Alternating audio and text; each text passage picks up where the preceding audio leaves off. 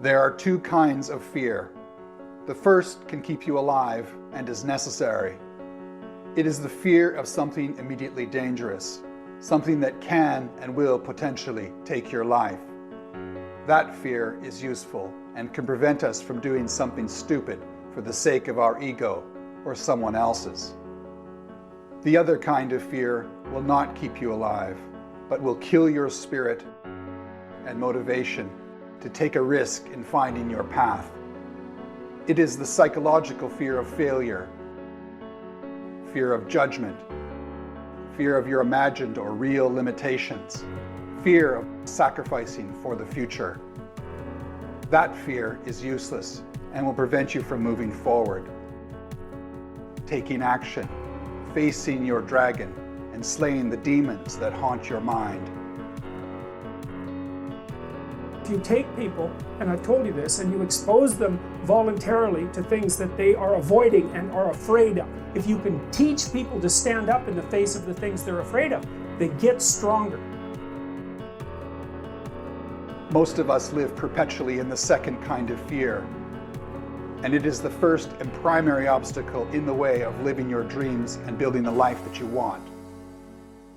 Manifesting what is good for ourselves and others requires that we shift on the polarity spectrum from fear to courage. Mark Twain said, "Courage is resistance to fear, mastery of fear, not absence of fear."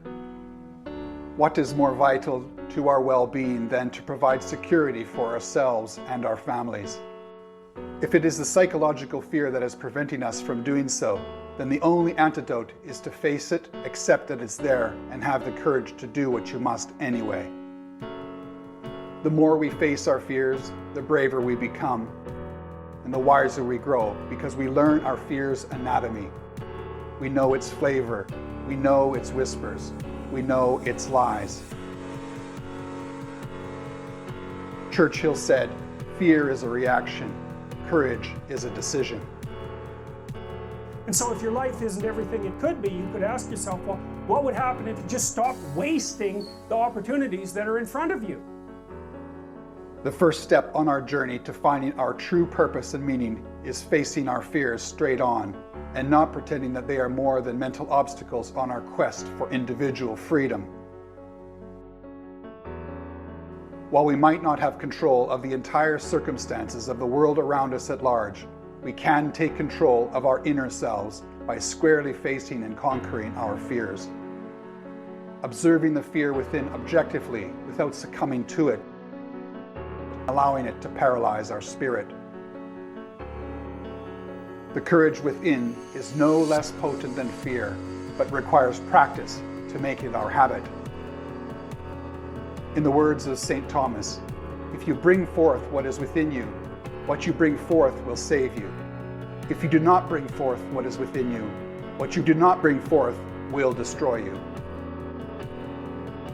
Fear is a powerful motivating force when it is turned to good use.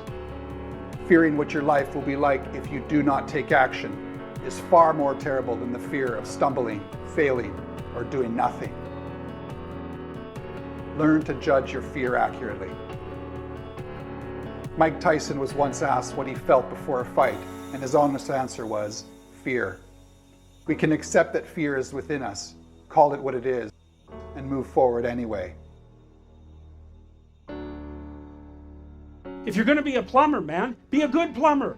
Be an honest one. You can be a tradesman and you can make a lot of money as a tradesperson. It's a bloody, reliable, honorable, forthright, productive way of making a living. And there is a hell of a lot of difference between a working man who knows what he's doing and one who doesn't, both in terms of skill and ethics. Go out there and make something of yourself, for God's sake. Be an honest person and work and get to the top of whatever it is that you want to get to the top of.